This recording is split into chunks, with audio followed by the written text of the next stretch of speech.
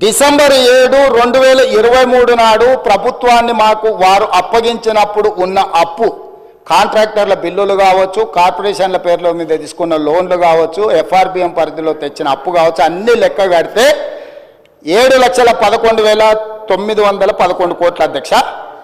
అదేవిధంగా మేము చేసిన అప్పు, హరీష్ రావు గారు మేము చేసినామని చెప్తున్న అప్పు 1,27,000 కోట్ల రూపాయలు. ఈ రెండు కూడితే 8,38,911 కోట్ల రూపాయలు అప్పు కావాలి అధ్యక్ష, అంతే కదా. మరి ఇవాళ రాష్ట్ర ప్రభుత్వం యొక్క అప్పు, రాష్ట్ర ప్రభుత్వం ఈరోజు 18/12/2023 అంటే ఇవాళ 20 తారీఖు వచ్చినాం, 2 రోజులను తీసేస్తే 18/12/2023 నాడు ఈ రాష్ట్ర ప్రభుత్వం మీద ఉన్న అప్పు 7,22,788 కోట్లు.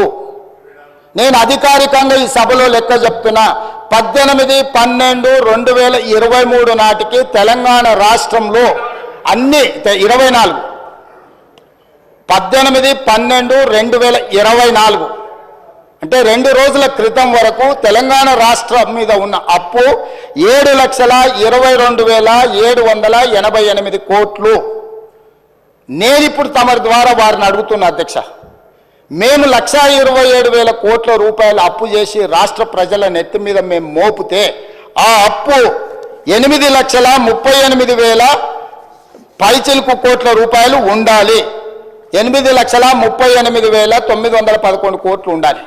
కానీ ఈరోజు రాష్ట్ర ప్రభుత్వం మీద ఉన్న అప్పు 7,22,000 కోట్ల రూపాయల 788 కోట్ల రూపాయలు ఉంది అధ్యక్ష. మరి మిగతా 1,20,000 కోట్లు, దాదాపుగా 1,00,000 కోట్లు ఎక్కడికి పోయినాయి అధ్యక్ష? ఎక్కడికి పోయినాయి? వాళ్ళు చేసిన అప్పు అసలు మిత్తి కట్టడానికి మేము ప్రభుత్వాన్ని అప్పచెప్పినప్పుడు ప్రతి నెల రాష్ట్ర ప్రభుత్వానికి ఉన్న సంవత్సరానికి భారము అప్పులు కట్టాల్సింది 6,500 కోట్లు. ఇవాళ వాళ్ళు మాకు అప్పచెప్పేటప్పటికి ప్రతి నెల 6,500 కోట్లు. ఆనాడు సంవత్సరానికి చెల్లించాల్సిన కిస్తు ఈరోజు ప్రతి నెల చెల్లించాల్సి వస్తుంది. 1,27,000 కోట్ల రూపాయల అప్పులు తెచ్చి మేము గజ్వేల ఫామ్ హౌజులు కట్టుకోలే, జన్వాడల ఫామ్ హౌజులు కట్టుకోలేదు, మోయినాబాద్ల ఫామ్ హౌజులు కట్టుకోలేదు, లేకపోతే ధరణిలో మేము భూములను కబ్జా పెట్టుకోలే.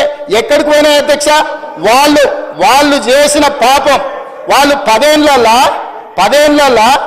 బొచ్చెడు తప్పులు, పుట్టెడు అప్పులు. వాళ్ళు చేసిన తప్పులను సరిదిద్దడానికి, వాళ్ళు తెచ్చిపెట్టిన అప్పులను కట్టడానికి, అప్పులు కట్టడానికి మళ్ళీ అప్పులు చేయాల్సి వచ్చింది అధ్యక్ష. వాళ్ళు చేసిన అప్పులకు మిత్తిలు కట్టాలంటే మళ్ళీ బ్యాంకులో పోయి తేవాల్సి వచ్చింది అధ్యక్ష. ఇవాళ మేము ఎన్ని 1,00,000 కోట్లు తెచ్చినా, 1,27,000 కోట్లు తెచ్చినా వాళ్ళు పెట్టిన పాపం, వాళ్ళు పెట్టిన పాపాల పుట్టను తిరిగి చెల్లించడానికి తల తాకట్టు పెట్టి ఈరోజు మేము పేద రైతులకు ఈరోజు రైతు భరోసానో, లేకపోతే వారు కోరుకుంటున్న కౌలు రైతులకో, ఇంకొకరికో, లేకపోతే మహిళలకు ఇస్తున్న డబ్బులు ఎందుకు ఇవ్వలేకపోతున్నాం అధ్యక్ష? ఫీజు రియంబర్స్మెంట్ ఎందుకు సమయానికి ఇవ్వలేకపోతున్నాం? హాస్టళ్ల బిల్లులు ఎందుకు సమయానికి మేము కట్టలేకపోతున్నాం? ఎందుకు తులం బంగారము కళ్యాణ లక్ష్మి షాది ముబారక్లో ఇవ్వలేకపోతున్నాం? ఇవన్నిటికీ ఉన్న ఆదాయం మొత్తం, తెస్తున్న అప్పులు మొత్తం వాళ్ళు చేసిన పాపాలకు చెల్లించడానికే పోతుంది అధ్యక్ష. ఇదే 1,27,000 కోట్లు, ఇదే 1,27,000 కోట్లు నా దగ్గర ఉంటే, వాళ్ళు చేసిన పాపాలకు, వాళ్ళ తప్పులకు, వాళ్ళ అప్పులకు చెల్లించే భారం నా మీద పడకపోయి ఉంటే ఈ 1,27,000 కోట్లతోని తెలంగాణ రాష్ట్రంలో అద్భుతాలు సృష్టించేటోని అధ్యక్ష. నేను ఏ రైతు కూడా అన్ని పండించిన పంటలకు గిట్టుబాటు ధర ఇచ్చి ఉండేటోని అధ్యక్ష ఉండుంటే, ఏ పిల్లవాడికి కూడా ఫీజు రియంబర్స్మెంట్ ఒక్క రోజు కూడా బకాయి లేకుండా చెల్లించటోని అధ్యక్ష.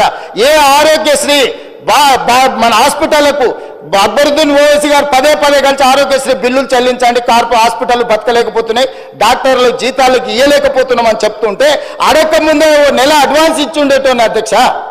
ఇవాళ ఈ రాష్ట్రంలో సంక్షేమ పథకాలు, అది రైతు భరోసా కావచ్చు, లేకపోతే రైతు రుణమాఫీ కావచ్చు, లేకపోతే ఫీజు రియంబర్స్మెంట్ కావచ్చు, ఆరోగ్యశ్రీ కావచ్చు, లేకపోతే పేద ప్రజలకు ఎన్నికల్లో ఇచ్చిన 6 గ్యారంటీలలో ఏదైనా ఒక గ్యారంటీ ఆలస్యమైందంటే ఆ పాపం ఈ పాపాత్ములదే అధ్యక్ష. ఈ పాపాల భైరవులు రాష్ట్రాన్ని అమ్మేసి కోకపేట అమ్మిరి, ఔటర్ రింగ్ రోడ్ అమ్మిరి, హైదరాబాద్ భూములు అమ్మిరి, హైటెక్ సిటీ అమ్మేసిరి, ప్రతిదీ అమ్మేసింది అధ్యక్ష.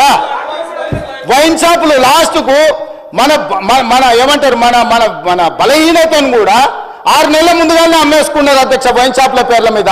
ఒక్క వైన్ షాప్ ఇస్తామంటే 100 అప్లికేషన్లు తీసుకున్నారు, వాళ్ళ పైసలు కూడా వాపసు ఇవ్వలేదు అధ్యక్ష.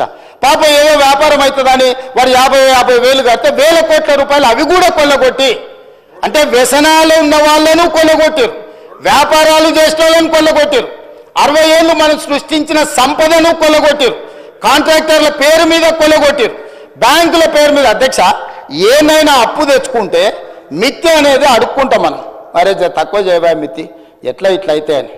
వాళ్ళు తెచ్చిన అప్పు ఎంత రేటుకు తెచ్చినరో తెలుసా అధ్యక్ష? 11.5%. ఉరి తీసినా తప్పు లేదు అధ్యక్ష. 11.5%. ఎక్కడైతే జైకా, వరల్డ్ బ్యాంక్, ప్రపంచంలో గొప్ప గొప్ప బ్యాంకులు కొన్ని ప్రాజెక్టులకు 2% నుంచి 4% మిత్తితో అప్పులు ఇచ్చేది ఉంటే 11.5%తో అప్పులు తేవడం వల్ల ఈరోజు వేలాది కోట్ల రూపాయలు మిత్తికే కట్టాల్సి వస్తుంది అధ్యక్ష. ఇంత ఆర్థిక నేరం ఇతర దేశాలలో పాల్పడి ఉంటే ఉరి తీసి ఉండేటోళ్ళు అధ్యక్ష. దుబాయ్ లాంటి దేశాలలో బజార్లో నించోబెట్టి రాళ్లతో కొట్టి చంపేటోళ్ళు అధ్యక్ష. ఇంత బాధ్యత లేకుండా 11.5%తో అప్పులు తెచ్చే వాళ్ళు ఈ దేశంలోనే ఎవరు లేరు అధ్యక్ష. నేను ఎందుకు ఢిల్లీకి పోయిన అధ్యక్ష 20 సార్లు 23 సార్లు 50 సార్లు ఆర్థిక శాఖలో ఉండే నిపుణులను కాళ్ళు పట్టుకోవాల్సిన పరిస్థితి వచ్చింది అధ్యక్ష. కనీసం నా డెట్ రీస్ట్రక్చర్ చేయి, రేట్ ఆఫ్ ఇంట్రెస్ట్ 11.5% నుంచి కనీసం 7%కో 8%కో తగ్గించు అని 4-5% మిత్తి తగ్గించుకుంటే నాకు నెలకు 1000 కోట్ల రూపాయలు మిగులుతాయి.